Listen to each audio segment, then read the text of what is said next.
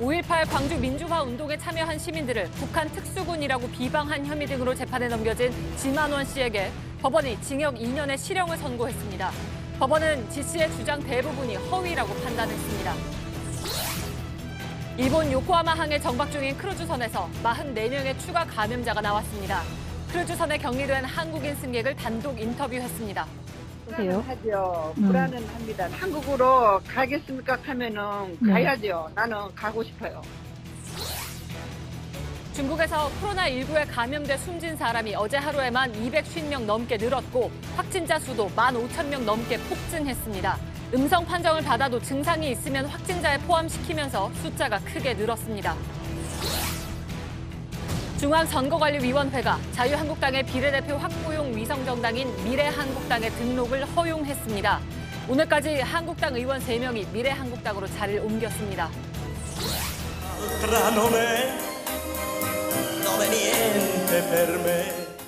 난데없이 흐르는 이탈리아 가요. 반지하 가족 파티에 등장한 스페인 감자칩. 치킨 망하고 대만 카스테라 오픈 전에. 대만 카스테라까지. 카스테라 망한 뒤지 반했어. 전 세계 영화 팬들은 기생충에 숨어있는 여러 나라의 문화 코드에도 열광하고 있습니다. 지하철에서 임산부석에 앉아있다는 이유로 실제 임신부였던 30대 여성에게 욕설을 하고 수차례 걷어찬 50대에 대해서 법원이 1심에서 집행유예를 선고했습니다. 부산의 한 바닷가입니다. 제 옆으로 이런 무허가 천막이 쳐져 있습니다.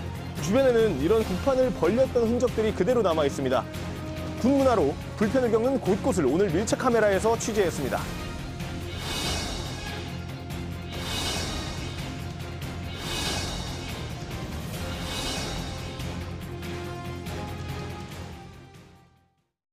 뉴스룸을 시작합니다.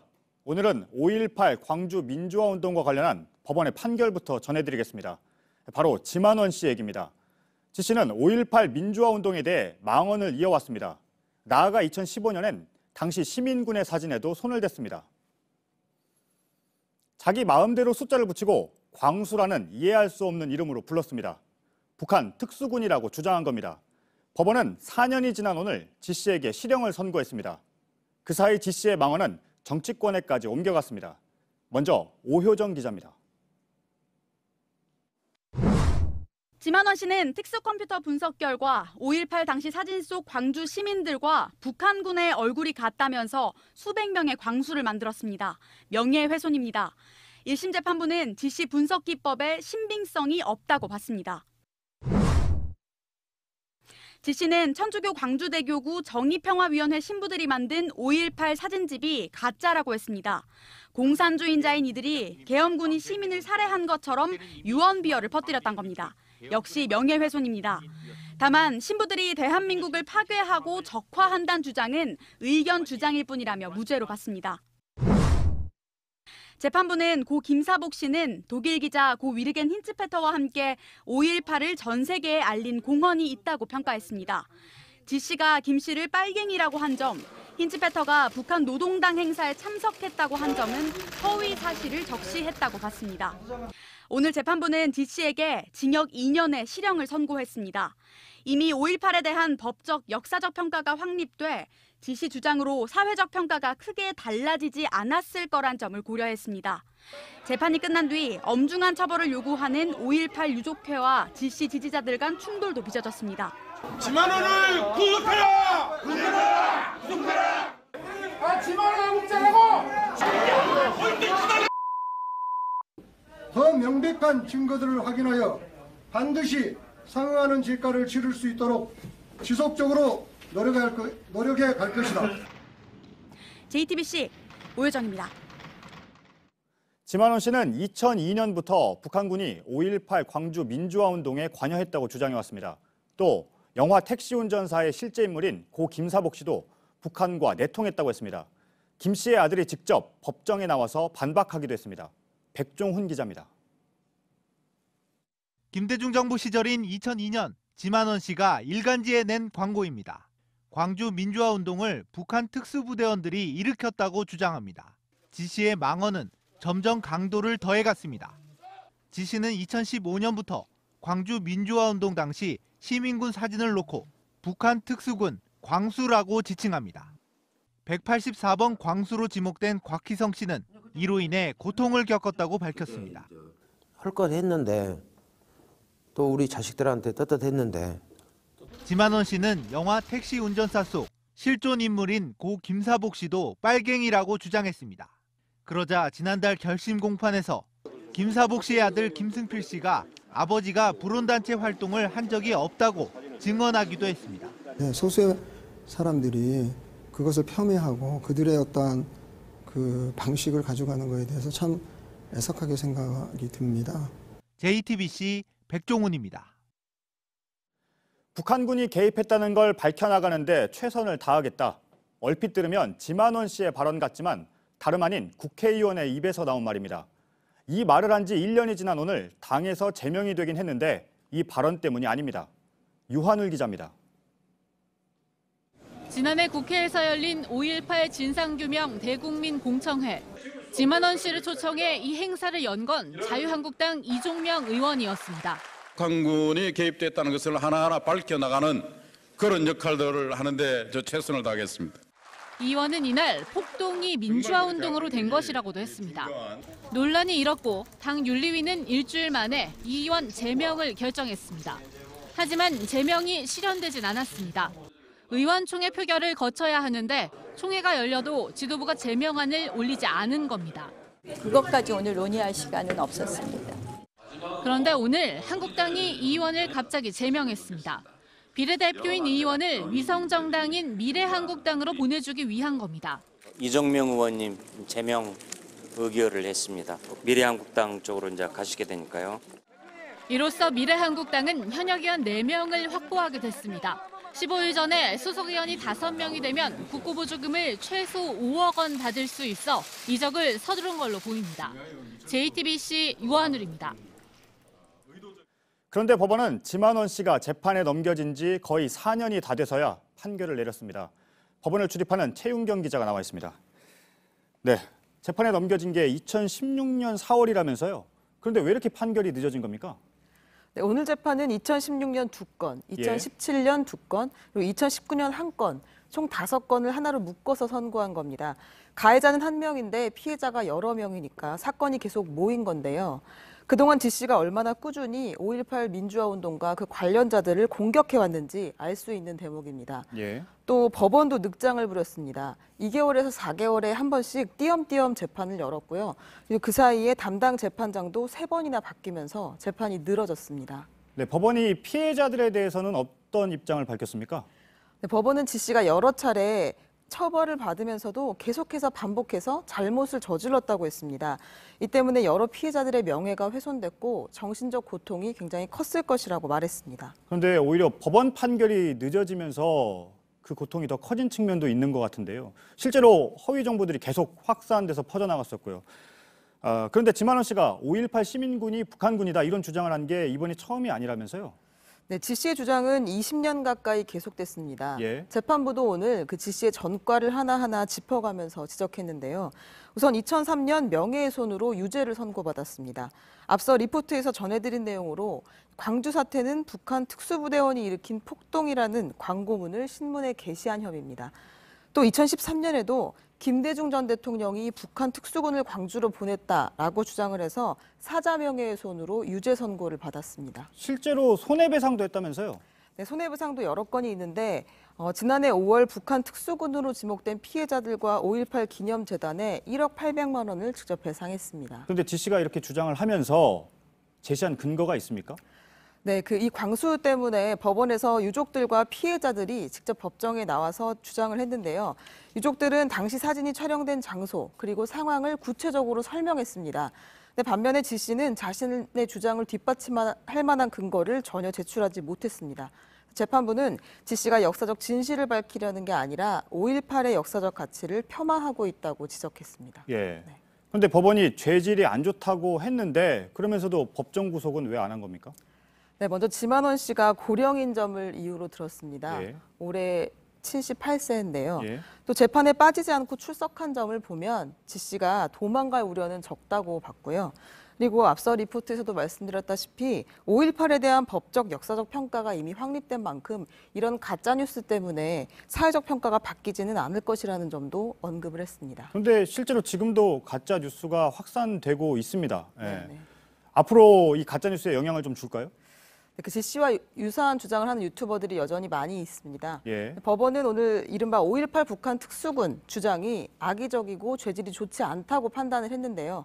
법원이 허위 사실이라고 명확히 판단한 만큼 앞으로 이런 유사한 주장을 이어간다면 문제가 될 것으로 보입니다. 네, 잘 들었습니다. 최윤경 기자였습니다. 네, 일본 요코하마항에 정박 중인 크루즈선에서 44명의 감염자가 더 나왔습니다. JTBC가 현재 이베에 격리돼 있는 한국인 60대 여성을 전화로 인터뷰했습니다. 불안하다면서 기회만 되면 한국으로 가고 싶다고 말했습니다. 윤서령 특파원이 보도합니다. A씨는 배 안에서 바이러스가 발생했다는 소식을 들은 뒤로는 방에서 한 발자국도 나가지 않았습니다. 이제 나가서 한 2시간 정도 이제 운동하라고 하거든요. 그런데 그 접촉하는 것조차 우리는 안 나갔어요. 배 안에서의 생활은 감옥이나 다름없습니다. 전부 다 마스크하고 저기 비닐로 장갑 그거 우리 보고도 문 그 선 있잖아요, 선. 그래서 문 여는 선에서 발 조금이라도 밖에 나오면 안 돼요. 자기네도 그러니까 문 밖에서 서로가 이제 손으로만 이제 이렇게 손 내밀어서 받고 있는 그 정도. 청소도 침대 시트도 열흘 전 그대로 사용하고 있습니다. 한 번도 안 했어요. 그냥 우리가 하고 있죠, 우리가. 원래는 그냥 우선에는 속옷만.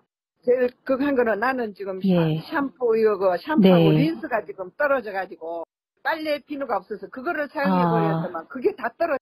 똑같은 밥을 먹어 식사는 조금 질리지만 어제 총영사관이 보내준 김치는 큰 선물이 됐다고도 했습니다. 그 보내주신 김치 받아가지고 어저께는 500g짜리 둘이서 한꺼번에 둘이 다 먹었어요. 그거를 신라면하고 김치하고 그래가지고는 빵 한 개씩 하고 어저께는 그래가 먹고 둘이서 너무 좋아가지고 진짜 제일 기분 좋은 하루가 됐어요. 스마트폰으로 뉴스를 접하고는 있지만 정보가 부족한 건 어쩔 수 없습니다. 영어하고 일본어만 어쩌다가 중국말. 그나마 발코니가 있어서 바람은 쐬고 있지만 감옥 같은 생활이 언제까지 이어질지 불안하기만 합니다. 불안은 합니다. 매일같이 하루 지나면은 환자들이 오늘도 지금 44명 병원으로 다 이제 옮겨져 가지고 지금은 이제 다 끝났다고 지금 방송 나오네요. 발코니에 태극기를 걸어둔 A씨. 한국 정부가 배에서 꺼내준다면 좋겠다고 말합니다. 예, 가고 싶어요. 한국으로 한국 분들만 모시고 가겠습니다. 이러면은 가겠습니다. 요코하마에서 JTBC 윤서령입니다. 바로 요코하마항에 나가 있는 윤서령 특파원을 연결하겠습니다. 오늘도 44명의 환자가 나와서 이제 모두 218명이 됐는데요. 일본 정부가 탑승자 가운데 고령자를 먼저 배에서 내리게 하겠다고 했다면서요?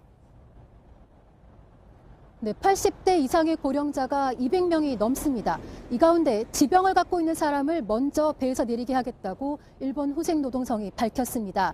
열흘 넘는 격리 끝에 제 뒤로 보이는 저쪽 배에서 내일부터 승객들이 내리게 됩니다.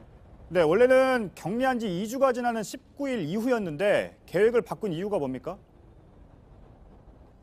네, 배 안에서 승객을 격리하는 게 가장 안전하다고 판단을 했지만 사실상 가장 위험한 공간이었다는 게 확인이 되고 있습니다.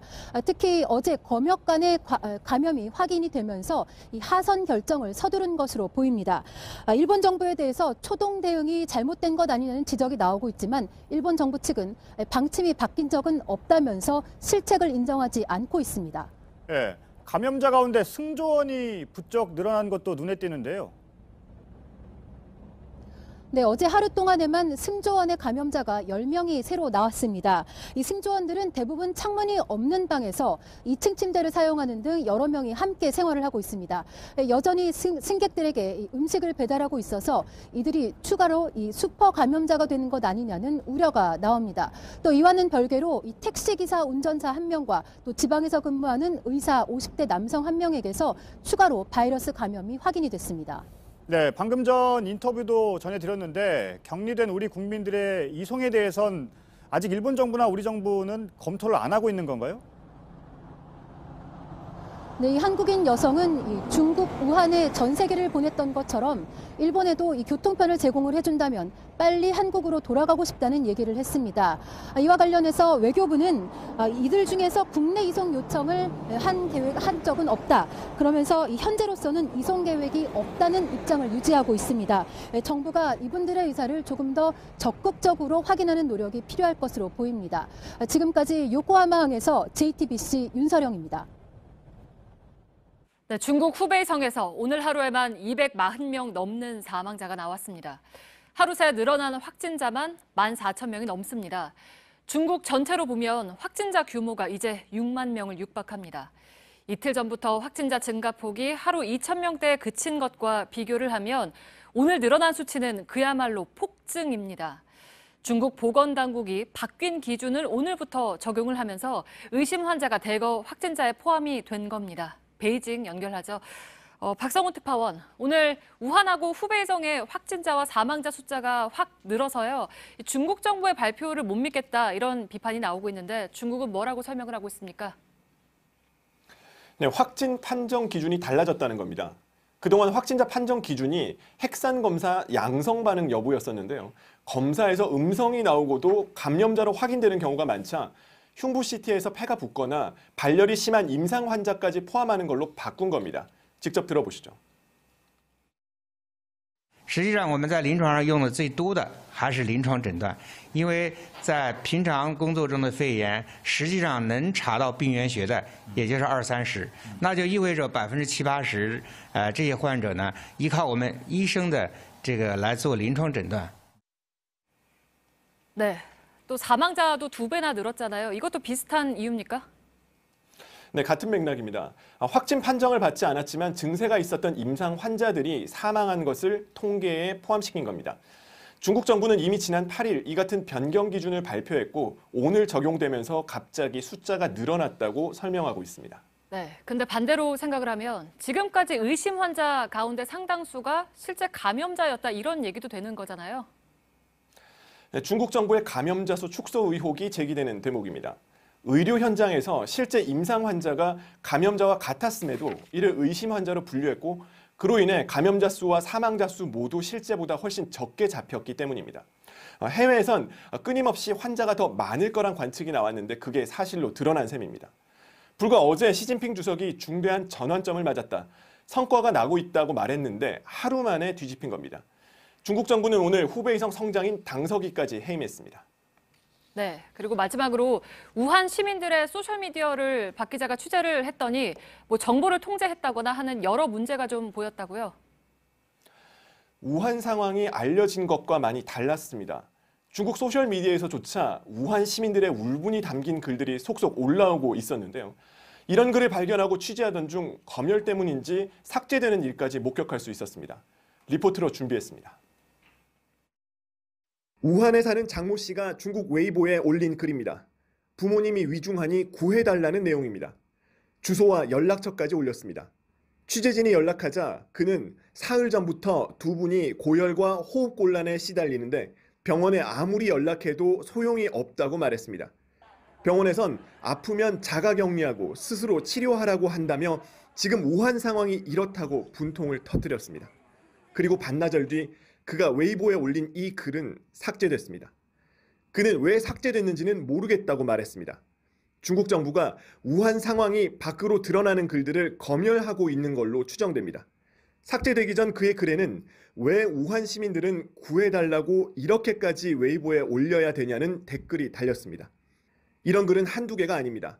한 우한 여성은 자신의 외조부가 간신히 입원했는데 치료를 받지 못해 증세가 악화됐다고 하소연했습니다. 웨이보에 오른 또 다른 영상.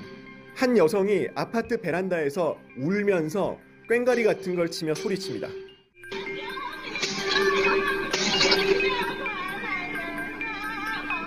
이 여성은 어머니가 코로나19에 감염됐는데 병원에서 구하러 오지 않자 이런 행동까지 한 겁니다. 중국 정부는 전역의 의료진이 우한에 투입되고 구호 작업이 진행되고 있다고 말합니다. 하지만 실제 우한 시민들은 치료를 제대로 받지 못해 오늘도 외롭게 사투를 벌이고 있습니다. 베이징에서 JTBC 박성훈입니다. 네, 국내에서는 이틀째 확진 환자가 나오지 않았습니다. 안심해도 되는 거 아니냐 하는 얘기가 나오지만 중국에서 환자가 계속 늘고 있어서 아직은 일러 보입니다. 이상화 기자입니다. 오늘까지 국내 코로나19 환자는 28명입니다. 어제에 이어 오늘도 확진자는 나오지 않았습니다. 중국 우한에서 3차 전세기로 들어온 교민과 가족 147명도 검사 결과 모두 바이러스에 감염되지 않은 걸로 확인됐습니다. 격리는 2주간 이어집니다. 하지만 보건당국은 이런 추세에도 안심하긴 힘들다는 분석을 내놨습니다. 중국에서 들어올 가능성이 여전하다는 겁니다. 여전히 중국의 환자가 하루에 2,000명 이상 신규 환자가 생기고 있고 중국과의 교류가 많은 상황이기 때문에 아직도 예의주시해야 되는 그런 상황입니다. 의심 환자 신고도 꾸준히 늘고 있습니다. 오늘 하루만 700명 넘게 늘었습니다. 치료받고 있는 환자들의 상태는 비교적 안정된 상태입니다. 7명이 병원을 나섰는데 한두 명이 조만간 퇴원자 명단에 이름을 올릴 걸로 보입니다.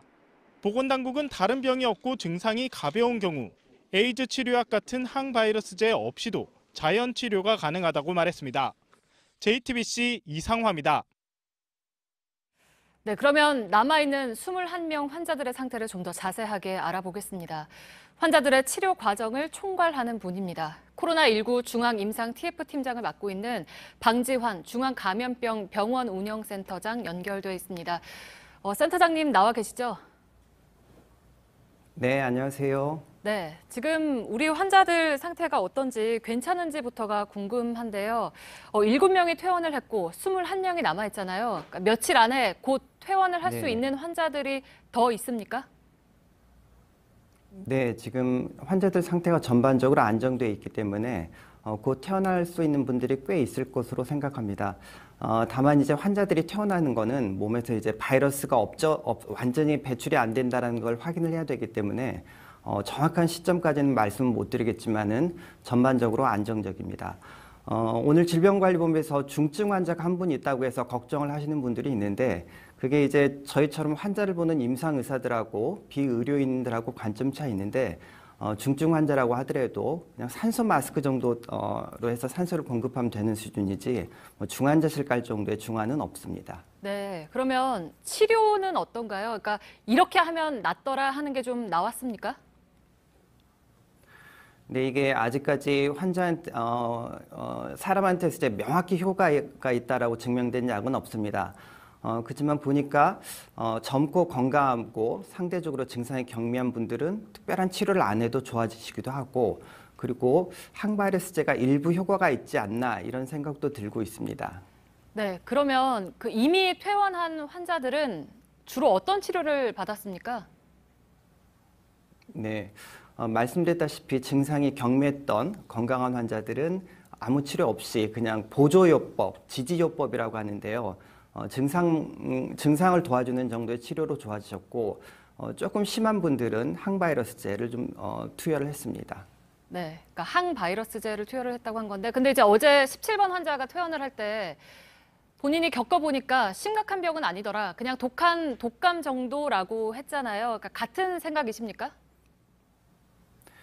네, 그렇습니다. 그 독감보다는 좀 위중하지만은 처음에 알려졌던 것처럼 그렇게 중증의 병은 아니었던 것 같습니다. 대개 이제 평소에 건강했던 분들은 별일 없이 회복되고 혹시나 이제 돌아가신 분이 생기더라도 아마 그런 경우는 심각한 기저질환이 있다든가 아니면 초고령 환자 이런 분들만 조심하면 되지 않을까 하는 조심스러운 전망을 하고 있습니다. 네, 그러면 마지막으로요. 이번에 뭐 방역이나 대응에서 좀 아쉬웠다. 좀 이런 게 좀 미리 준비가 돼 있었다면 더 좋았겠다. 이런 것들이 좀 있을까요? 예, 제가 보기엔 이제 우리 사회가 아직도 감염병 위기 상황 같은 예외적이고 위기적인 상황에 대한 대응이라든가 사회적 합의가 아직 충분히 되지 않은 것 같습니다. 감염병 전문 병원도 지금 몇 년째 얘기가 나오고 있는데 실제로 이제 아직 부지도 정하지 못하고 있고 그런 면이 안타깝습니다. 또 한 가지 이제 감염을 전공하는 사람으로서 드리고 싶은 말씀은 우리나라에는 신종 감염병에 대한 전문가가 굉장히 드물다는 것입니다. 보통 이제 해외에 오랫동안 군대를 파견해봤던 경험이 있는 나라들 그리고 해외 보건의료 원조 사업을 오래 했던 나라들 이런 나라들은 신종 감염병이라든가 해외 유입 감염병에 대한 상당한 노하우가 있는데 우리나라는 역사적으로 그런 경험이 없기 때문에 신종 감염병 전문가들이 절대적으로 부족합니다. 저희가 이번에 이제 임상 TF를 만들었는데 이번에 1회적으로 끝나지 않고 이런 그 풀을 계속 양성해서 신종 감염병 전문가로 키웠으면 하는 게 저의 바람입니다. 네, 알겠습니다. 오늘 말씀 고맙습니다. 지금까지 방지환 중앙감염병 병원 운영센터장이셨습니다. 네. 인천공항에서는 어제부터 홍콩과 마카오에서 온 사람들도 중국 입국자와 함께 특별 검역을 받고 있습니다. 사람도 많아졌고 자가진단 앱까지 까느라고 대기줄이 더 길어졌습니다. 이희정 기자가 깐깐해진 검역 과정을 직접 보고 왔습니다.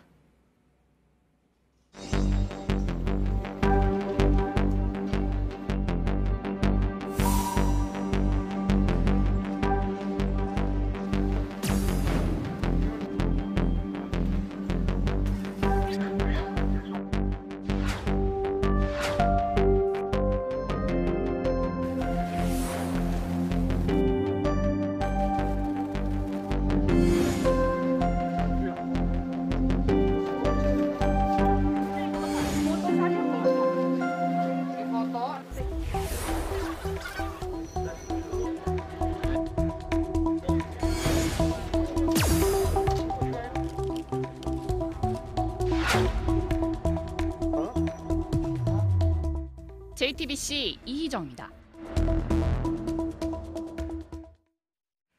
오늘 오전 경기도 수원에서 사망한 중국인 남성이 코로나19 의심 환자라는 일부 보도는 사실이 아닌 걸로 확인됐습니다. 해당 남성은 뇌졸중을 앓고 있었고 사인 역시 그에 따른 걸로 추정된다고 수원시는 밝혔습니다. 인천의 한 종합병원에서 코로나19 환자가 나왔다는 허위 글을 올리고 유포한 여성 2명이 경찰에 붙잡혔습니다. 이들은 지난달 29일 온라인 커뮤니티에 어떤 사람이 이 병원에서 코로나19 양성 반응이 나와 격리됐다는 내용을 퍼뜨렸습니다. 보건용 마스크의 가격이 평균 70% 넘게 올랐습니다. 서울시가 최근 마스크 판매점 12,000여 곳을 점검한 결과 KF94 보건용 마스크 가격이 개당 2,000원에서 4,000원이었습니다. 2년 전 평균 가격인 1,182원보다 많게는 200% 올랐습니다. 문재인 대통령이 오늘 대기업 총수들과 만난 자리에서 코로나19는 머지않아 종식될 거라고 말했습니다. 그러면서 그동안 너무 위축돼 있었다며 심리적 대반전이 필요하다고 강조했습니다. 정부를 믿고 설비 투자를 해달라고도 했습니다. 검찰의 수사 기록을 법원 행정처에 보고한 혐의로 재판에 넘겨진 현직 판사 3명에게 법원이 모두 무죄를 선고했습니다. 이 수사 정보들은 공무상 비밀이 아니라고 판단한 겁니다. 검찰은 납득할 수 없는 판결이라며 반발했습니다. 이도성 기자입니다. 지난 2016년 정운호 전 네이처 리퍼블릭 대표가 고액의 수임료를 내고 판사 출신 변호사를 선임해 수사를 받았습니다. 이 과정에서 전현직 판사들이 검찰 수사선상에 올랐습니다. 당시 서울중앙지법 신광열 형사수석 부장판사는 수사 기록 일부를 대법원 산하 법원행정처의 임종원 차장에게 보고했습니다. 검찰이 영장을 청구하며 제출한 서류를 영장 전담 판사를 통해 받은 겁니다. 이 과정은 2018년 이른바 사법농단 수사에서 드러났습니다.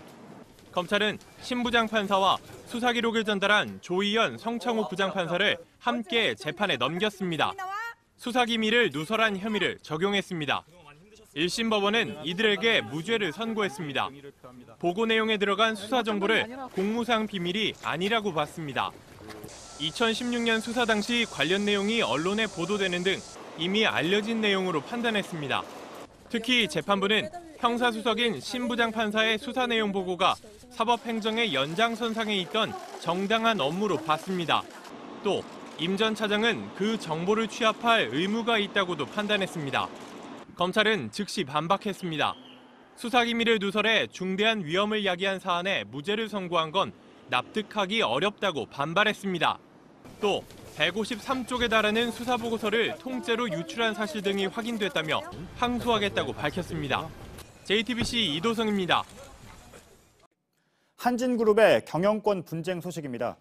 조원태 회장의 경영 개선안에 맞서 오늘 누나 조연아 씨 측이 반격의 카드를 내놨습니다.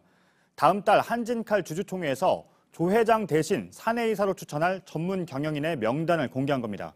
삼성과 SK 등 대기업의 임원 출신들입니다. 이호진 기자입니다. 조현아 씨와 사모펀드 KCGI, 반도건설 등 3자 연합이 한진칼에 보낸 주주 제안서입니다. SK 부회장 출신의 김신배 포스코 이사회 의장, 백영태 전 삼성전자 부사장 등을 사내이사 후보로 추천했습니다. 한진칼 주총에서 조원태 회장을 끌어내리고 이들을 전문 경영인으로 내세우는 게 조현아 씨 연합의 목표입니다. 현재 4명인 사회이사도 7명으로 늘리자고 제안했습니다. 사내이사와 사회이사를 합치면 이사진을 지금의 2배로 늘리자는 겁니다. 자신들이 추천한 이사가 많아야 이사회를 장악할 수 있기 때문입니다. 3자 연합이 추천한 전문 경영인과 사회이사 후보가 선임되려면 주총에 출석한 주주 과반의 동의를 얻어야 합니다. 이들의 주주 제안 소식이 알려지자 한진칼 주가는 10% 넘게 뛰며 사상 최고 수준으로 올랐습니다. 이번 제안은 지난주 조원태 회장이 경영 개선안을 내놓고 주주 잡기에 나선 데 대한 반격 카드입니다. 조 회장은 누나 조현아 씨가 대표를 맡았던 왕산 마리나 리조트 등을 팔겠다고 밝혔습니다. 3자 연합 측이 제시한 주주 제안에 대해 한진칼은 별다른 입장을 내놓지 않았습니다. JTBC 이호진입니다. 남매 간의 지분 경쟁과 관련해선 JTBC가 새로 취재한 내용이 있습니다. 조현아 씨를 중심으로 한 3자 연합은 한진칼의 지분 1.5%를 더 사들인 걸로 확인됐습니다. 조원태 회장 측보다 낮았던 지분율을 같은 수준으로 맞춘 겁니다. 박용우 기자입니다. 금융권에 따르면 조현아 씨와 KCGI, 반도건설 연합이 오늘 한진칼 주식 91만여 주를 샀습니다. 지분율이 1.5% 더 오르면서 3자 연합이 확보한 지분은 총 33.56%가 됐습니다. 이번에 산 지분은 다음 주에 공시될 것으로 알려졌습니다. 이로써 이들의 지분율은 조원태 회장 측보다 0.1%포인트가량 더 높아졌습니다. 다만 오늘 사들인 지분에 대한 의결권은 3월 주주총회 이후부터 행사할 수 있습니다. 이번 주총에서 이기면 경영권을 확실히 지키고 질 경우 다음 주총을 노리려는 포석으로 보입니다. 이 때문에 이들이 앞으로 한진칼 지분을 더 늘릴 거라고 보는 전문가들이 많습니다. 반면 누나 조현아 씨의 반격을 막기 위한 조원태 회장 측의 부담은 더 커졌습니다. 경영권을 지키려면 기존의 우호 지분으로 분류되던 델타항공과 카카오뿐만 아니라 국민연금이나 소액주주 지지를 받아야 하기 때문입니다. JTBC 박여우입니다. 지하철의 임산부 배려석에 앉은 여성에게 앉지 말라는데 왜 앉아있냐며 발길질을 한 남성이 집행유예를 선고받았습니다. 그런데 이 여성은 실제 임신 중이었습니다. 법원은 전과가 없다는 등의 이유로 실형을 면해줬습니다. 조보경 기자입니다.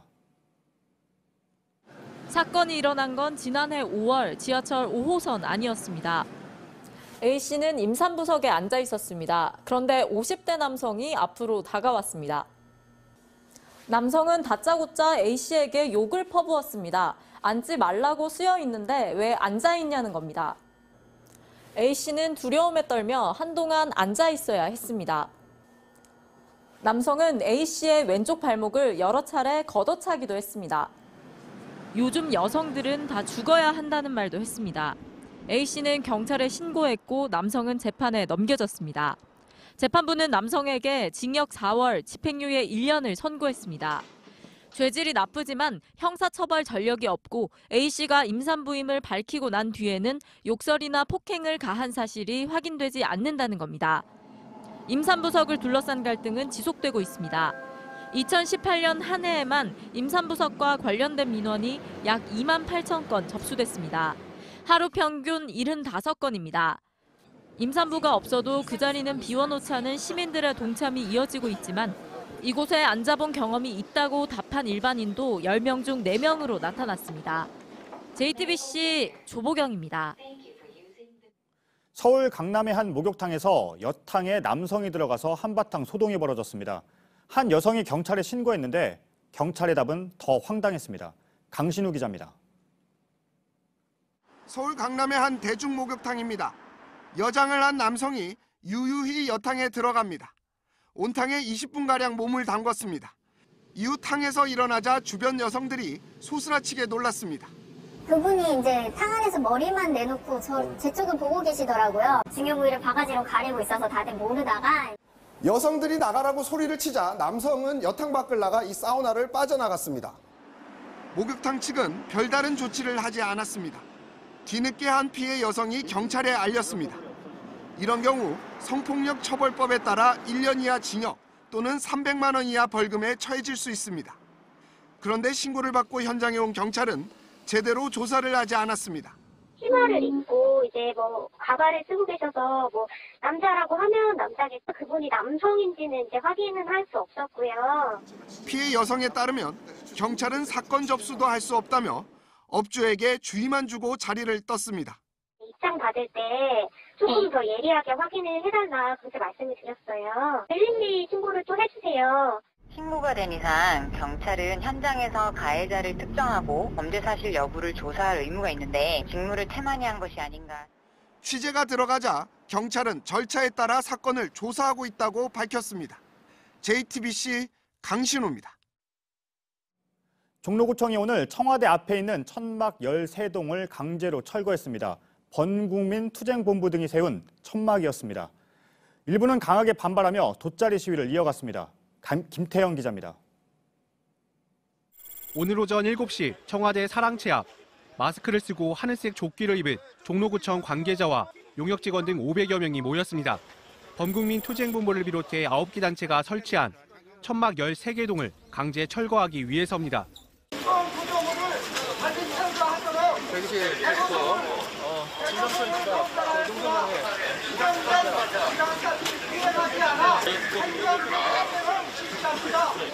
천막을 분리하고 청와대 광야교회라고 적힌 팻말도 뜯습니다. 곳곳에서 실랑이가 벌어졌지만 큰 충돌은 없었습니다.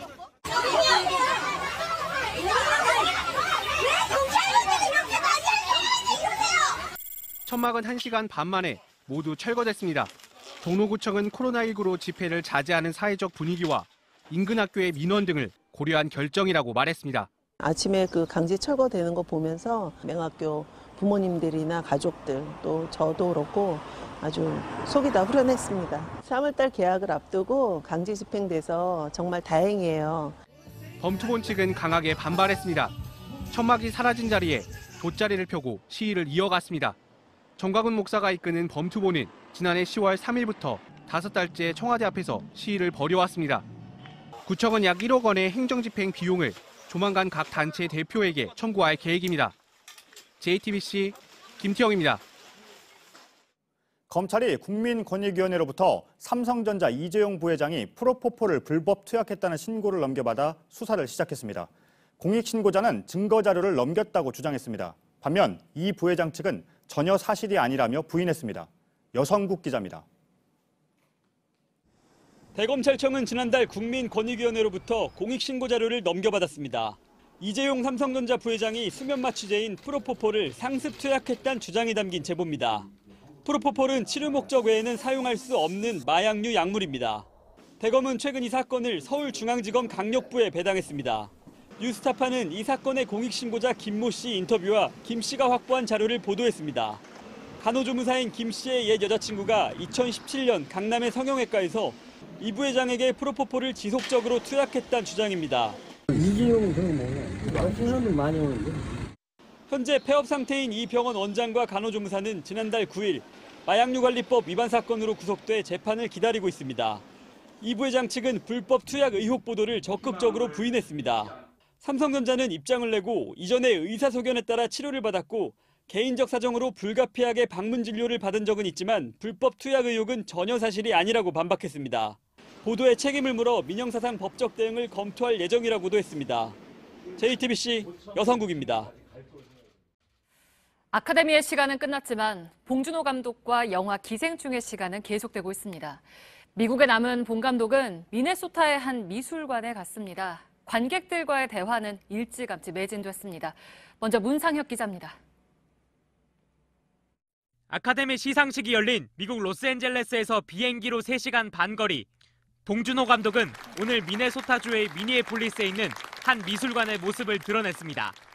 이 미술관은 경계를 넘어서란 제목으로 기생충, 마더, 옥자, 설국열차 등 봉준호 감독의 영화를 보름 동안 상영했습니다. 그리고 영화 기획전의 마지막 날 주인공을 초청했습니다. 미국 언론은 때마침 기생충이 아카데미 최고상을 받으며 미술관은 최고의 기회를 잡게 됐다고 보도했습니다. 입장권은 진작에 매진됐고 웃돈을 주고서라도 참석하고 싶다는 팬들의 문의도 계속됐습니다. 아카데미 상을 받고도 남은 일정이 있어 기생충 배우들과 함께 귀국하지 못한 봉 감독에겐 이곳저곳에서 축하 인사가 이어지고 있습니다. 기생충의 반지하 가족을 그렸던 일본의 만화가 우라사와 나오키는 이번엔 아카데미 트로피를 든 봉 감독의 모습까지 그렸습니다. 기생충의 미국 포스터를 그린 일러스트레이터는 봉준호의 역사적인 밤을 축하한다며 초상화를 그렸는데 팬들은 봉 감독이 직접 그린 자화상과 얼마나 닮았나 비교하며 즐거워합니다. JTBC 문상혁입니다. 아빠가 상을 받는 것보다 더 가슴이 벅찼다. 마틴 스코세이지 감독의 딸이 한 말입니다. 봉준호 감독이 아카데미 감독상을 받을 때 스코세이지 감독한테 찬사를 보냈죠. 거기에 화답을 한 겁니다. 김나한 기자입니다. 스콜세지 감독님 좋아하는데 그 감독상을 번번이 못 받으시는 거 본 적이 있었어요. 저는 되게 답답해하고 아니 왜 못 받으실까요? 아카데미 시상식이 끝나고 봉준호 감독은 스코세이지 감독을 향한 안타까운 마음을 재차 드러냈습니다. 그런데 시상식이 끝난 뒤 찍은 사진에서 스코세이지 감독은 장난스러운 모습입니다. 어렸을 때 제가 항상 가슴에 새겼던 말이 있었는데 영화 공부할 때 가장 개인적인 것이 가장 창의적인 것이다. 그 말은 that quote was from our great Martin Scorsese. So 봉 감독이 감독상을 받고 쏟아낸 이 말은 객석을 스코세이지를 위한 무대로 바꿨습니다. 이번 아카데미 최고의 장면으로 꼽혔습니다. 영화 아이리시맨으로 아카데미 10개 부문에 후보를 올리고도 하나도 상을 받지 못한 스코세이지 감독. 시상식에 함께 참석했던 스코세이지의 딸은 상을 못 받은 아쉬움 대신 감사 인사를 전했습니다. 봉 감독이 영화 거장에게 보낸 찬사에 아빠가 상을 받은 것보다 더 좋았다고 적었습니다. 1981년 영화 성난 황소로 처음 아카데미 감독상 후보에 오른 스코세이지는 2007년에야 디파티드로 첫 감독상을 받았습니다. 디파티드로 처음 받을 때 제가 되게 환호했던 기억이 있거든요. 근데 같이 노미네이션 된 것 자체가 너무 초현실적이고 영광이었죠. 할리우드의 지나친 상업주의를 비판하고 영화의 예술적 가치에 공들인 감독. 미국 사회에 가시돋친 비판을 쏟아내는가 하면 2006년엔 한국 영화 보호를 위한 스크린 쿼터제 축소 반대 운동을 응원하기도 했습니다. JTBC 김나한입니다. 아카데미는 결과만 발표할 뿐 표를 얼마나 받았는지는 공개하지 않습니다. 다만 아카데미 측은 기생충의 수상에는 미국 바깥에서의 투표가 영향을 미쳤다고 분석했습니다. 백수진 기자입니다. 저희가 엄청난 선을 넘었다고 생각했는데 생각해보니까 오스카가 선을 넘은 것 같아요. 영화 기생충이 아카데미 최고상인 작품상까지 꿰찬 배경을 두곤 아직까지 여러 해석이 이어집니다. 언제나 미국 중심, 백인 중심이었던 아카데미가 다양성을 향해 한 걸음 내딛었다는 평가. 또 그런 변화를 보여주기 위해 아카데미가 기생충을 선택했다는 얘기도 나왔습니다. 아카데미는 미국 바깥의 아카데미 회원이 보낸 기생충을 향한 지지가 이런 변화를 이끌어냈다고 분석했습니다. 2015년부터 아카데미 회원 그리고 시상식을 관리해온 무뇨스 아카데미 전무이사는 기생충의 영광은 늘어난 국제 투표인단 덕분이라고 말했습니다. 수상자는 아카데미 회원 8천여 명의 투표로 결정되는데 그중 20%인 1,600여 명이 58개 나라의 영화인들로 구성돼 있습니다. 아카데미는 미국 밖의 회원들을 5년 전보다 2배 이상 늘리면서 미국만의 시상식이라는 한계를 벗어나려 했습니다. 무뇨스 전무는 기생충은 한국만이 아닌 전 세계의 보편적인 이야기라며 연기, 각본, 세트 디자인, 연출 모든 것이 놀랍다고 칭찬했습니다. JTBC 백수진입니다. 영화 기생충은 전 세계의 눈과 귀를 사로잡고 있습니다. 이탈리아 박스오피스 1위에 올랐고 베트남에서는 재개봉이 확정됐습니다. 영화 OST의 인기도 치솟고 있습니다. 김민관 기자입니다. 개봉 3달이 지난 영화 기생충이 이탈리아 박스오피스 차트 1위에 올라섰습니다. 어제 하루 벌어들인 돈만 약 18만 유로, 우리 돈 2억 3천만 원 수준입니다. 상영관은 400여 개로 늘어나고 봉준호 감독이 2003년에 만든 영화 살인의 추억도 개봉을 앞두고 있습니다. 스페인에서도 역사를 만들었다는 평가를 받으며 흥행 1위를 차지했고 영국에서는 개봉 첫 주에 21억 원의 수입을 올렸습니다. 지난해 6월 1차로 개봉했던 베트남에선 한국 영화 최초로 재개봉이 확정됐습니다. 오는 17일 베트남 전역에서 100개에 달하는 상영관에서 다시 틀 예정입니다. 인도네시아에서도 다시 개봉합니다. 영화 OST의 인기도 심상치 않습니다. 해외 최대 음악 스트리밍 서비스 업체 스포티파이는 모든 귀가 기생충 영화 음악을 주목하고 있다며 기생충 스트리밍이 1,400% 급증했다고 밝혔습니다. 영국의 가디언은 음악 감독 정제일의 음악이 영화적 반전과 완벽한 조화를 이뤘다고 평가했습니다. JTBC 김민관입니다. 네, 전 세계가 기생충에 열광하는 이유는 상 때문만은 아닙니다. 뜬금없는 이탈리아 노래, 대만 카스테라, 스페인 감자칩까지 전 세계 관객들은 영화 곳곳에 숨어있는 웃음 코드에 박수를 보내고 있습니다. 온누리 기자가 보도합니다.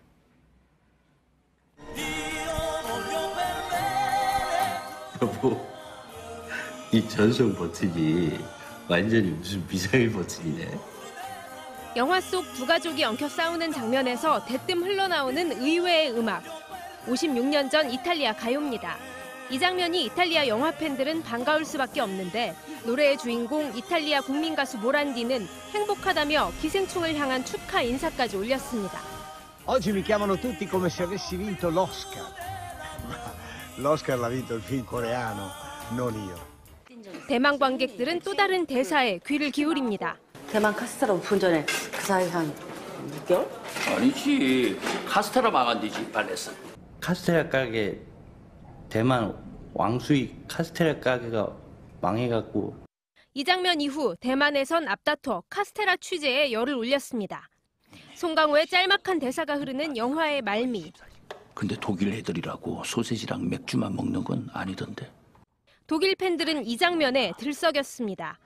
스페인 팬들의 시선은 테이블 아래를 향합니다. 희미하게 보이는 깡통은 스페인의 고급 감자칩. 아카데미 시상식 후엔 없어서 못 파는 간식이 됐습니다. Me quedaba a veces friendo toda la noche y bajaban por la mañana las envasadoras, que eran mi esposa y mi madre. 어쩌면 높다 여겨질 수 있는 자막 그 1인치의 장벽. 그러나 화면 속에 담긴 여러 나라의 문화 코드는 자막도 설명도 필요 없이 전 세계 영화 팬들의 마음을 훔쳤습니다. JTBC 온누리입니다. 서울 종로에 출마할 이낙연 전 총리와 한국당 황교안 대표는 모두 종로에 전셋집을 얻었습니다. 이 전 총리는 서쪽의 끝, 황 대표는 동쪽의 끝에 자리 잡았습니다. 정치적 셈법이 담겨 있다는 분석입니다. 안지현 기자입니다. 황교안 대표는 회화동으로 이사 온 이유를 이렇게 설명했습니다. 그동안 당에서 득표를 많이 하지 못했던 이런 지역으로 들어가기 위해서 회화동은 지난 19대, 20대 총선에서 모두 민주당에 더 많은 지지를 보낸 곳입니다. 성균관대를 비롯해 여러 대학이 위치하거나 인접한 회화동은 종로에서 20대 인구수가 가장 많습니다. 그래서 보수 정당에겐 쉽지 않은 곳으로 꼽히지만 인구수로 보면 평창동 다음으로 많아 포기할 수 없는 지역이기도 합니다. 황 대표는 출마 선언 이후 연 이틀간 모교인 성균관대를 찾았는데 이런 친밀함을 바탕으로 주민과 접촉면을 늘리겠다는 계산입니다. 이낙연 전 총리는 교남동 아파트 단지 경희궁 자이로 이사했습니다. 교남동은 지난 두 번의 총선에서 민주당 정세균 당시 후보에게 더 많은 표를 줘 얼핏 보면 민주당 우세 지역으로 보입니다. 하지만 지난 총선 이후 임금보다 시세가 높은 아파트 단지가 들어서면서 표심이 바뀌었다는 평가도 나옵니다. 아파트 입주와 함께 주민도 그 사이 6천 명 가까이 늘었는데 종로 전체에서 인구 유입이 가장 많았던 곳입니다. 때문에 종부세 강화 등을 추진하는 여당 후보에게 불리하다는 분석도 있습니다. 이렇듯 자신에게 쉽지 않은 지역으로 이사 온 두 사람이 이 지역을 어떻게 공략할지도 종로 매치의 관심사가 됐습니다. JTBC 안지연입니다. 총선을 앞두고 민주당에선 이례적인 현상이 벌어지고 있습니다. 현역 의원 가운데 상당수가 경쟁자가 없어 혼자서 공천을 신청한 겁니다. 이른바 현역 단수 지역이 크게 늘어난 건데 그 비율이 절반을 넘습니다. 이승필 기자입니다. 민주당에서 공천을 신청한 현역 의원 109명 중 당내 경쟁자가 아예 없는 경우는 64명, 무려 58.7%입니다. 자유한국당과 비교해봐도 그렇고 지난 두 차례 총선 때 민주당 상황과 비교해도 눈에 띄게 많습니다. 특히 수도권에선 압도적입니다. 서울에선 민주당 의원 중 절반 이상이, 인천에선 현역 7명 전부가 혼자서 공천을 신청했습니다. 당내 경쟁이 없는 데다 지역에서 현역 의원으로서 이점도 있으니 총선 준비가 한결 수월해진 겁니다. 이를 두고선 민주당의 지지율 고공행진과 당내 공천 시스템이 함께 작용한 결과란 분석이 나옵니다. 오늘 나온 수도권 여론조사에서 민주당은 한국당을 16%포인트가량 앞섰습니다. 현역 의원들의 평가가 나쁘지 않다는 뜻도 될 수 있어 신인들로선 도전에 나서기 쉽지 않은 상황입니다. 앞서 민주당은 공천 심사 때 신인에게 최대 20%의 가점을 주겠다고 했지만 이 정도로 신인을 끌어들이긴 쉽지 않다는 평가도 많습니다. 이런 가운데 공천에 영향을 줄 수 있는 당내 의원 평가 하위 20% 명단도 현역 의원들의 반발을 우려해 공개되지 않았습니다.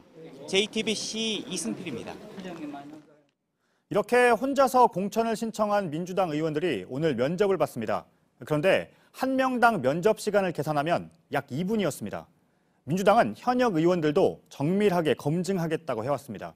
김소연 기자가 면접장에 다녀왔습니다.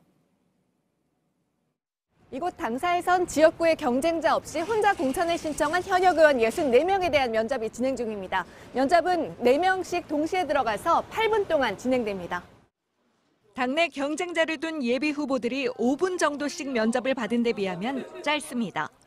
30초씩 돌아가며 자기소개를 하고 나면 실제 면접은 한 사람당 1분 30초 정도. 피면접자들이 아쉬워할 정도입니다. 문재인 정부의 성공과 민주당의 강화에 디딤돌이 되겠다 이렇게 하니까 벌써 이제 땡하고 30초 끝나니까. 대답 충분히 하신 것 같으세요? 그러지는 못했습니다. 왜요? 시간이 짧잖아요. 다른 앞에 분들이 질문 많이 받는 바람에 저한테까지 안 왔어요. 시간이 너무.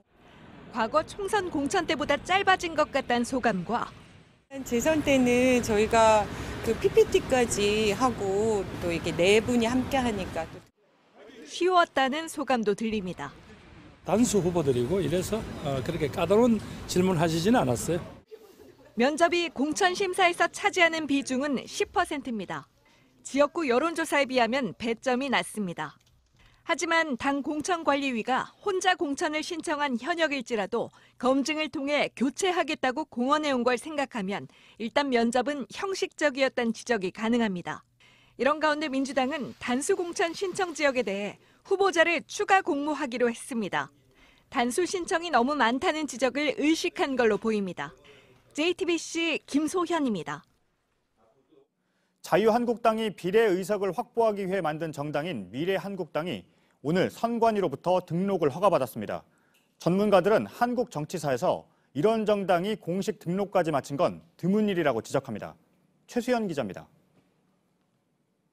미래한국당이 중앙선관위 홈페이지에 이름을 올렸습니다. 오늘 선관위에서 등록 허가가 떨어진 데 따른 겁니다. 선관위는 당명이나 당사 그리고 당원 등에서 문제를 발견하지 못했다고 허용 이유를 밝혔습니다. 미래한국당은 전위부대, 위성정당이라고 불립니다. 미래한국당은 범자유민주 세력의 전위부대라고 생각합니다. 누가 봐도 이거는 자유한국당의 위성정당이구나. 그걸 알 수 있는 상징적인 분들이 가겠죠. 이런 정당이 정식 등록을 마친 건 역사적으로도 이례적이란 평가입니다. 박정희 정권이 유신 시절 유신정오회를 만들어 여당의 위성정당으로 썼지만 법적 지위는 정당이 아닌 정치단체였습니다. 처음이죠. 의석을 가지고 있는 정당 차원에서는 처음 비례대표를 위해서는 처음 만들어진 건 맞습니다. 하지만 바로 이 때문에 민주당은 오늘 미래한국당 한선교 대표와 조훈현 사무총장을 선거법 위반 등의 혐의로 검찰에 고발했습니다. 비례용 위성정당을 만들어 민의를 왜곡한다는 게 민주당이 밝힌 고발 이유입니다. JTBC 최수연입니다. 한국당과 세보수당 그리고 전진당을 통합하는 신당의 이름이 미래통합당으로 정해졌습니다. 통합신당 준비위는 오늘 회의를 열고 오는 16일에 창당을 하기로 했습니다. 미래통합당의 공천위원회는 현재 한국당의 체제를 유지하면서 다른 정당이 추천한 사람들을 추가하는 방식으로 구성됩니다. 네, 트럼프 미국 대통령이 자신의 경쟁자가 될 후보를 뽑는 민주당 경선에서 샌더스 후보가 아주 잘하고 있다고 치켜 세웠습니다. 그런가 하면 블룸버그 전 뉴욕시장은 존재감이 전혀 없다고 깎아내렸습니다. 다 계산된 전략입니다. 워싱턴 임종주 특파원입니다. 버니 샌더스 후보가 미 민주당 뉴햄프셔 경선에서 승리한 다음 날 트럼프 대통령은 잘하고 있다고 치켜 세웠습니다. That's a good question. I would say Bernie looks like he's doing very well. 또 힘도 있고 그의 메시지를 사람들이 좋아한다고 했습니다. 그전까지만 해도 미친 버니라는 조롱적 표현에 공산주의자라는 비난도 서슴지 않았습니다.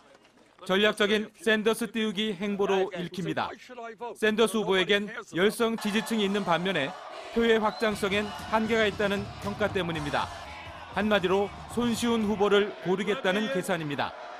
트럼프 대통령은 블룸버그 전 뉴욕시장은 존재감이 없다고 깎아내렸습니다. He's a lightweight. You're going to find that out.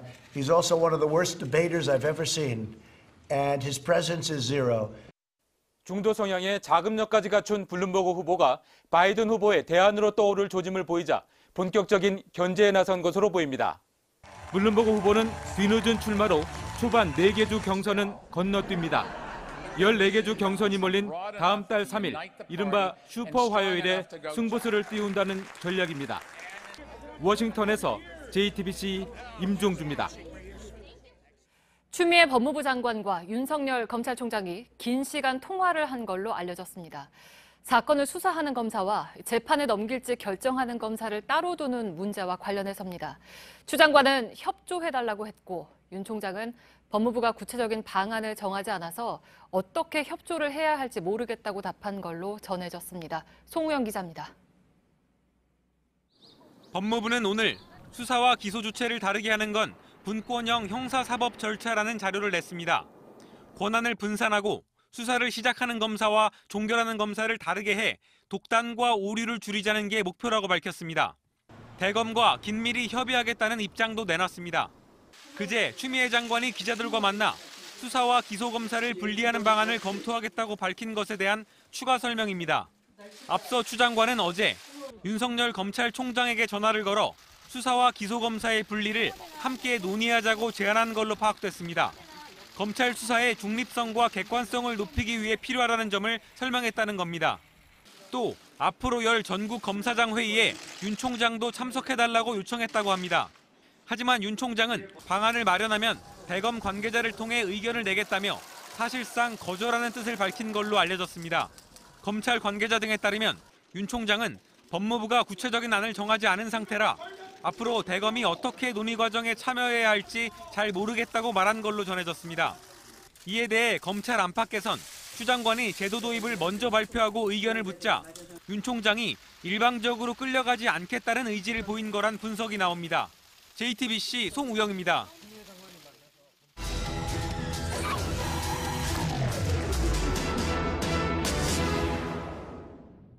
네, 오늘 밀착 카메라는 무허가 굿판에 다녀왔습니다.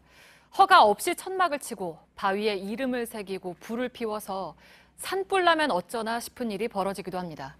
오랜 풍속이라고는 하지만 지킬 건 지켜야겠죠. 연지환 기자입니다. 날씨가 풀리자 해안을 찾는 발길이 늘었습니다. 갯바위로 유명한 부산 오랑대입니다.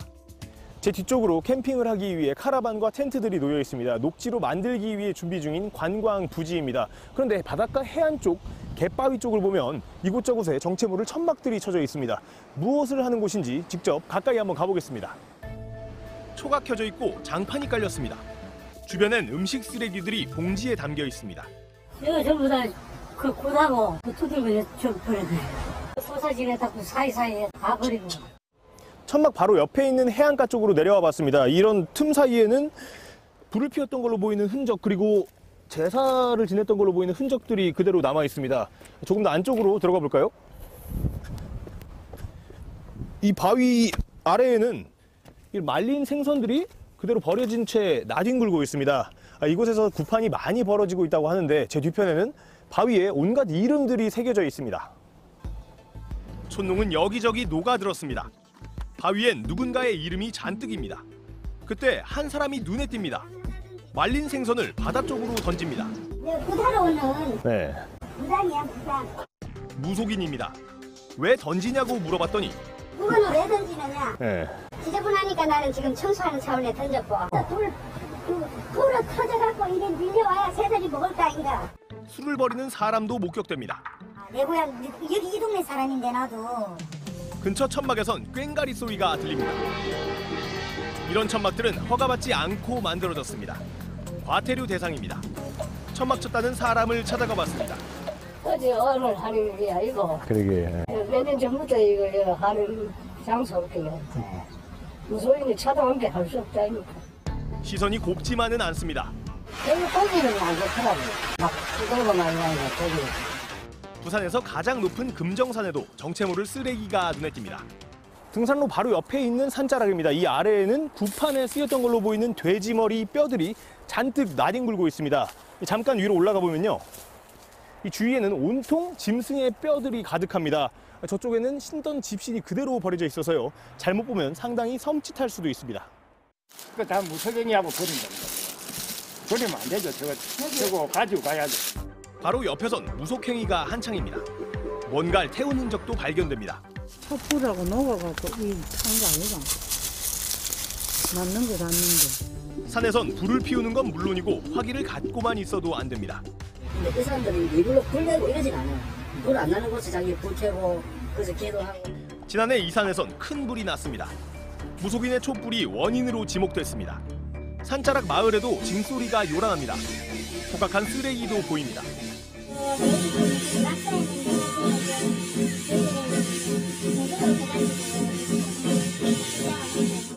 바로 앞엔 무속행위를 하지 말아달라는 글이 붙었습니다. 나는 오늘은 진짜 시골을 못 살겠다. 막 그거가 태워가지고 갖다 이제 버리는 거지. 과일 이제 껍데기 같은 거 저거 저런 거 막 그래서 얼마나 들어버려. 물론 주민들도 단속만이 능사는 아니라고 얘기합니다. 이들이 하고 싶은 말은 전통은 이어져야겠지만 그러려면 주의에 대한 배려가 필요하다는 것입니다. 무속인 행위를 하면 우리가 이제 옛날부터 올라오잖아요. 문화 이제 우리가 첨단을 가지고 오잖아. 어느 선에서는 남을 좀 생각해주는 마음도 가져야 되지. 무속신앙은 오랜 전통인 만큼 우리 정서에 익숙한 문화기도 합니다. 하지만 모두가 사용하는 공간을 마음대로 하는 건 단속 대상이기도 하죠. 지킬 걸 지키면서 시민들과 함께할 때 전통도 공존의 길을 찾을 수 있을 겁니다. 밀착 카메라 연지원입니다. 네, 뉴스룸을 이어갑니다. 코로나19로 마스크 값이 크게 오르자 이 기회에 큰돈을 벌어보려는 사람들도 늘어나고 있습니다. 싸구려 마스크를 인증을 받은 걸로 속여 중국에 수출하거나 국내 온라인 쇼핑몰에서 비싸게 판 업자들이 적발됐습니다. 송승환 기자입니다. 관세청 물류창고에 KF94라고 스티커가 붙은 마스크가 쌓여 있습니다. 총 15만 장으로 한국인 A씨가 자신의 공장에서 만든 제품이라며 중국에 수출하겠다고 신고한 겁니다. 하지만 관세청이 식품의약품안전처에 확인해보니 이 마스크에 붙은 KF 인증 마크는 가짜였습니다. 이런 가짜 인증 마스크는 국내 온라인 쇼핑몰에서도 비싸게 팔렸습니다. 유통업자 B씨가 중국에서 3,000원대에 수입한 마스크를 바이러스 차단 효과가 있다며 3배 비싼 9,300원에 판 겁니다. 한 수출업자는 마스크 50만 장을 수출하면서 세금을 덜 내려 11만 장가량만 수출한 것으로 신고했다가 적발됐습니다. 중국에 가져가 비싸게 팔려고 마스크를 사재기 한 중국인들도 곳곳에서 나오고 있습니다. 한 중국인은 서울 명동의 약국을 돌며 모은 마스크 2,000장을 들고 나가려다 세관에 걸렸습니다. 경기 광주시의 한 업체는 마스크 73억 원치를 사재기하다가 식약처에 덜미가 잡혔습니다. 창고에 마스크 411만 개가 쌓여 있었는데 국내에서 하루에 만들 수 있는 최대 생산량의 40%가 넘는 규모입니다. JTBC 송승환입니다. 코로나19로 중국인 유학생들이 많은 대학들도 비상입니다. 기숙사 안에서 유학생들을 격리하거나 일단 개강을 미루고 있는데 큰 효과를 기대하기는 힘든 상황입니다. 이자연 기자입니다. 성균관대학교는 28명의 중국인 유학생을 따로 관리하고 있습니다. 평소엔 6명씩 쓰는 방에 지금은 1명씩 들어가 생활 중입니다. 다른 대학들도 대책을 내놓고 있는데 잡음이 끊이지 않습니다. 연세대학교는 중국에서 들어온 학생 7명을 격리했는데 건물이 일반 학생들이 쓰는 공간과 연결돼 있어서 사실상 의미가 없다는 지적이 나옵니다. 몇몇 대학은 한국인 학생들에게 기숙사 퇴거를 통보했다가 반발에 부딪히기도 했습니다. 이런 가운데 교육부는 코로나19 대응을 위한 학사 운영 지침을 마련했습니다. 기숙사에 못 들어간 유학생은 근처 숙박시설에 머물고 의심 환자가 생기면 지역과 학교가 함께 대응합니다. 온라인 강의는 전체 학점의 20%를 넘길 수 없게 돼 있지만 이번 학기만큼은 규제를 풀었습니다. 성균관대는 학기 초 모든 강의를 온라인 수업으로 대체했고 고려대 등 일부 대학은 시험 기간이나 토요일을 활용해 보충 수업을 하기로 했습니다. 학생들은 이런저런 불편을 감수해야 하는 상황입니다. JTBC 이자연입니다. 서울 강남의 한 술집에서 폭행 시비를 붙은 중국인 여성이 열이 높아 병원으로 이송됐습니다. 현장에 나간 경찰과 소방대원도 함께 격리됐습니다. 하혜빈 기자입니다. 골목으로 구급차가 들어옵니다. 보호복을 입은 소방대원들이 오가고 머리에 붕대를 감은 남성이 부축을 받아 구급차에 탑니다. 청담동의 한 식당에서 술을 마시던 중국인 남성 2명과 중국인 여성 1명 사이에 폭행 시비가 붙은 건 오늘 새벽 3시 40분쯤입니다. 폭행 사건은 이 식당 내부에서 발생했습니다. 구급대는 가게 안에 있던 중국인 여성이 고열이 있는 걸 확인하고 인근 병원으로 이송했습니다. 당시 이 여성의 체온은 37.6도였습니다. 최근 중국에 다녀왔냐고 묻자 텐진에 다녀왔다고 했습니다. 이 때문에 출동한 경찰 4명과 중국인 남녀, 보호복을 입지 않은 소방대원 3명도 모두 격리됐습니다. 경찰 4명이 머물렀던 인근 치안센터는 임시로 문을 닫았습니다. 검사 결과 중국인 남녀는 음성이었습니다. 지난 10일 양주시에서 경찰에 붙잡힌 지명 수배자가 기침을 하던 중국인과 접촉했다며 자신이 의심 환자라고 주장했습니다. 검사 결과 음성 판정이 나왔지만 경찰들이 지구대 안에 격리되는 소동이 벌어졌습니다. 지난 12일 고열이 있는 중국인을 병원에 이송한 후 격리됐던 가리봉 파출소의 경찰 10명은 최종 음성 판정을 받아 내일부터 정상 출근합니다. JTBC 하혜빈입니다. 네, 조금 전 들어온 소식입니다. 일본에서 코로나19 감염으로 인한 첫 사망자가 나왔습니다. 가나가와현에 거주하는 80대 여성으로 일본 후생성은 이 여성이 사망한 뒤 코로나19 감염을 확인했다며 감염 경로를 파악 중이라고 밝혔습니다. 코로나19와 관련한 생활수칙 시리즈, 오늘은 손 씻기입니다. 15초간 손을 씻으라는 얘기도 있고 누군가는 30초를 말하기도 합니다. 소독제가 비누보다 더 효과적이다, 아니다, 서로 다른 정보들도 있습니다. 뭐가 맞는 걸까요? 최하은 기자입니다. 한 연구진이 세균 감소율을 측정해 본 결과 거의 차이가 없는 것으로 나타났습니다. 30초 동안 씻었을 때 비누는 96%, 소독제로는 95%의 균이 줄어들었습니다. 비누에 든 계면 활성제의 작용만으로 바이러스를 충분히 없앨 수 있다는 뜻입니다. 손 소독제를 추천하는 이유는 효과보단 편리성 때문입니다. 시간이 중요합니다. 보건당국은 최소 15초를 강조합니다. 이보다 짧으면 상당수의 세균이 그대로 남을 수 있습니다. 부위도 중요합니다. 손바닥만 오래 씻으면 안 되고 비누를 써서 손등과 손가락, 손톱 아랫부분까지 문질러야 합니다. 소독제나 물티슈를 쓸 때도 마찬가지입니다. 이렇게 하면 30초 정도가 걸릴 수밖에 없습니다. 에탄올 농도가 무조건 높다고 좋은 게 아닙니다. 전문가들은 손 소독제에 사용되는 에탄올 농도는 60% 이상이면 충분하다고 설명합니다. 사스 바이러스의 경우 에탄올 60%와 90%가 바이러스를 차단하는 데 큰 차이가 없다는 연구 결과도 있습니다. 오히려 90%를 넘으면 피부에 자극을 줄 수 있습니다. JTBC 최하은입니다.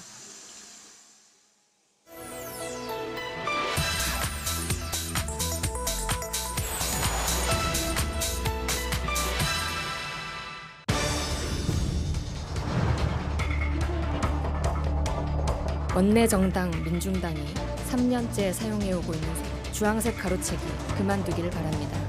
어디서도 어떤 색깔이 정당의 소유라는 이야기를 들어본 적이 없습니다.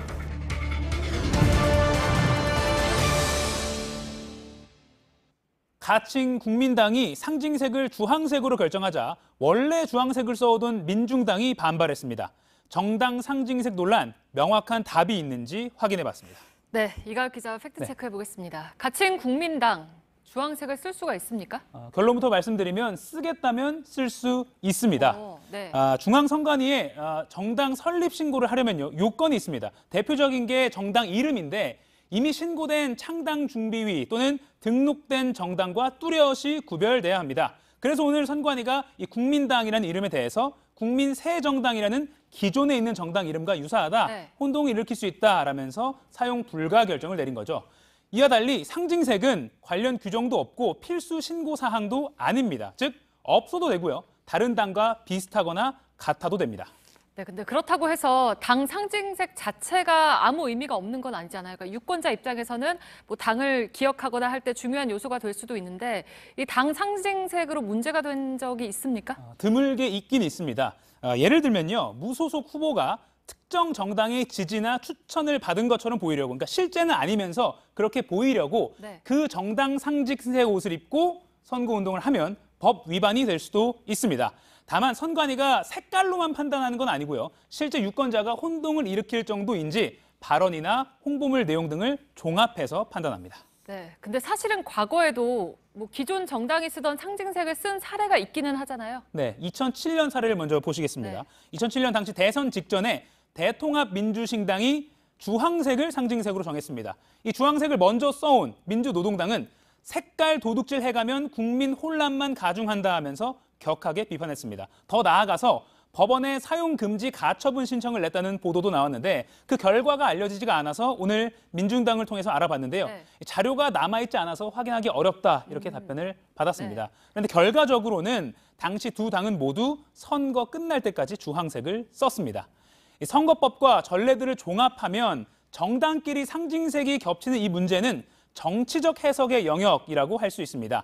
2012년에 새누리당이 보수 정당으로서는 처음으로 빨간색을 상징색으로 썼습니다. 당시 좀 이례적이었죠. 당시 진보신당은 한국 사회에서 빨간색은 진보 진영을 상징한다 이렇게 반발했습니다. 이례적이었지만 상당히 그 이후로 지금 자유한국당도 빨간색을 쓰고 있죠. 2016년 국민의당은 녹색을 상징색으로 정해서 녹색당 당원 일부가 반발을 했습니다. 당시 녹색당은 어떤 색을 쓰든 저희는 개의치 않는다. 중요한 건 사상과 정책이라고 지적했습니다. 결국 A라는 색깔이 B라는 정신을 표현한다. 뭐 이런 걸 딱 정할 수 없는 것처럼 정당이 나름의 의미를 담아서 내세우는 상징색도 결국 법으로 규정할 수 없습니다. 네, 그러니까 정당 상징색을 유권자들이 어떻게 받아들이느냐 이것도 이제 관건인 거고 혹시 그 당 상징색을 상표 등록을 해서 쓸 수가 있습니까? 색채 식별력 이런 걸 인정을 받아야 되는데요. 그러니까 어떤 색깔을 누가 딱 보면 누구나 같은 대상을 동일하게 떠올린다는 이걸 특허청이 인정을 해야 합니다. 그런데 이걸 인정받기가 상당히 어렵죠. 다들 생각이 다를 테니까요. 그래서 산업계에서도 매우 드뭅니다. 그런데요, 이걸 따지기 전에 정당은 아예 상표 등록이 불가능하다는 게 특허청 설명입니다. 정당 상징물은 상표법상 등록을 받을 수 없는 상표로 분류가 되고요. 정당이라는 주체도 자연인이나 법인이 아니기 때문입니다. 네, 잘 들었습니다. 팩트체크 이가혁 기자였습니다.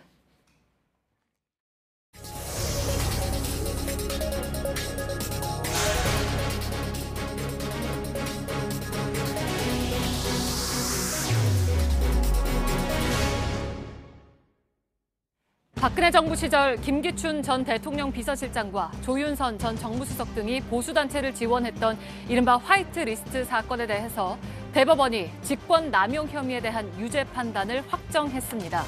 다만 청와대 공무원들이 전경련의 자금 지원 현황을 확인한 걸 협박한 거라고 볼 수 없다며 강요 혐의에 대해선 무죄 취지로 판단했습니다. 안철수 전 의원이 만들려는 당의 이름을 국민당으로 쓸 수 없다고 중앙선거관리위원회가 결정했습니다. 안철수 신당을 허가하지 않은 데 이어 두 번째입니다. 선관위는 기존의 국민새정당과 구별되지 않는다고 설명했습니다. 안 전 의원 측은 선관위는 3년 전 국민의당이 있는 상태에서 국민새정당을 허락했다며 본연의 중립성을 회복하라고 반발했습니다. 오늘 오전 8시 20분쯤 서울 목동의 한 아파트에서 일가족 4명이 숨진 채 발견됐습니다. 경찰은 한의사인 남편 A씨가 아내와 어린 두 자녀를 집안에서 살해하고 자신은 아파트 15층에서 투신한 걸로 파악했습니다. 집에서 8장짜리 유서가 발견됐고 경찰은 최근 A씨가 일 문제로 고민을 많이 했다는 진술을 토대로 경위를 조사하고 있습니다.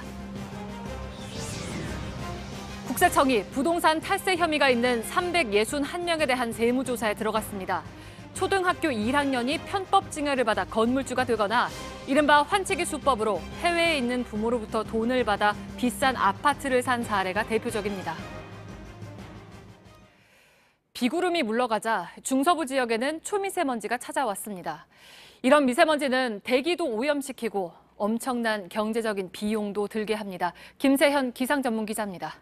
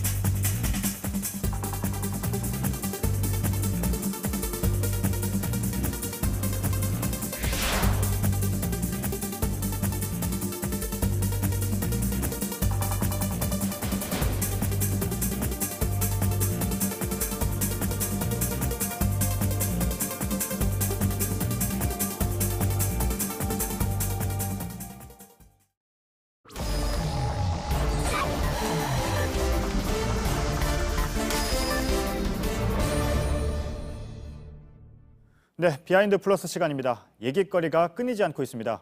영화 기생충 그리고 봉준호 감독과 얽힌 이야기를 더 풀어보겠습니다. 스포츠문화팀 강나현 기자가 나와 있습니다. 네, 첫 번째 키워드부터 볼까요? 데칼코마니로 잡아봤습니다. 네, 그 미술 시간에 했던 그 데칼코마니 말하는 건가요? 네. 아카데미상을 타면서 그 기생충 각본집도 다시 인기를 끌고 있는데요. 예. 여기 보면 영화 원래 제목이 기생충이 아니었습니다. 지난해 4월 봉 감독의 말 먼저 들어보시죠. 예. 2013년도 처음 구상해서 이제 제작사분들과 얘기 나누고 할 때 가제였는데 데칼코마니라는 가제로 한 1년 정도 분리였었어요. 예.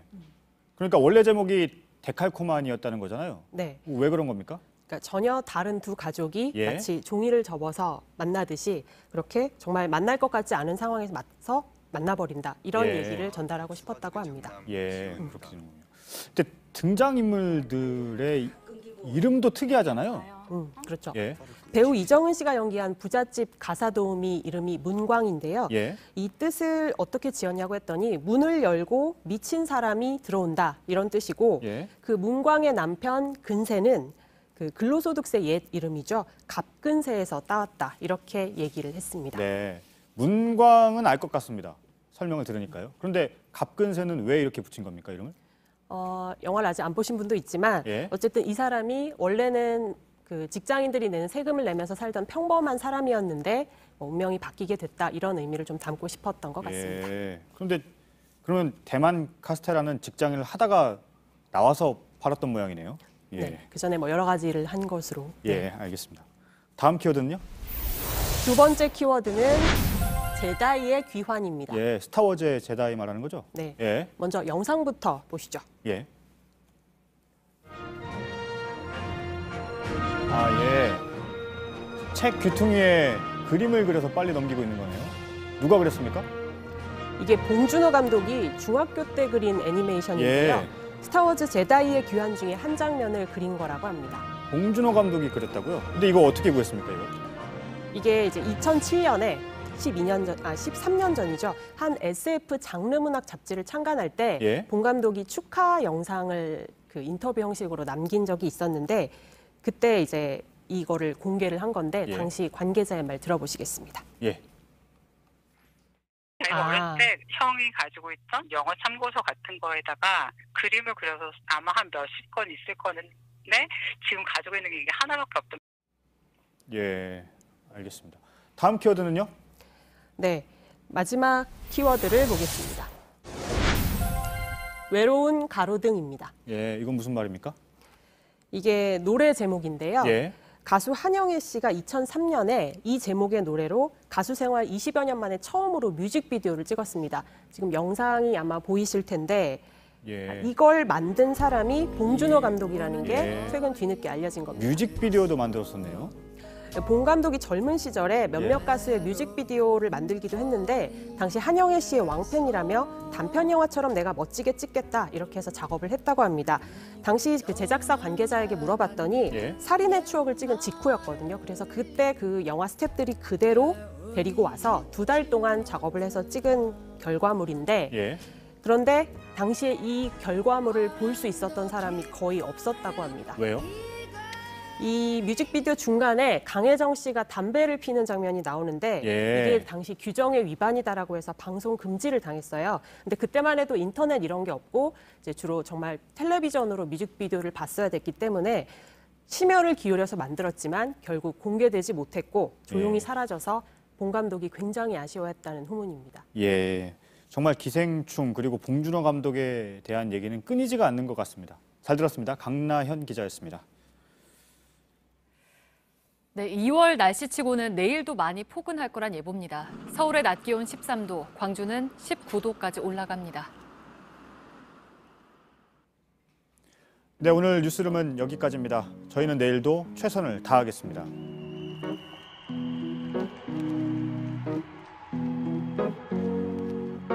Here's to the ones that we got. Cheers to the wish you were here, but you're not. 'Cause the drinks bring back all the memories of everything we've been through. Toast to the ones here today.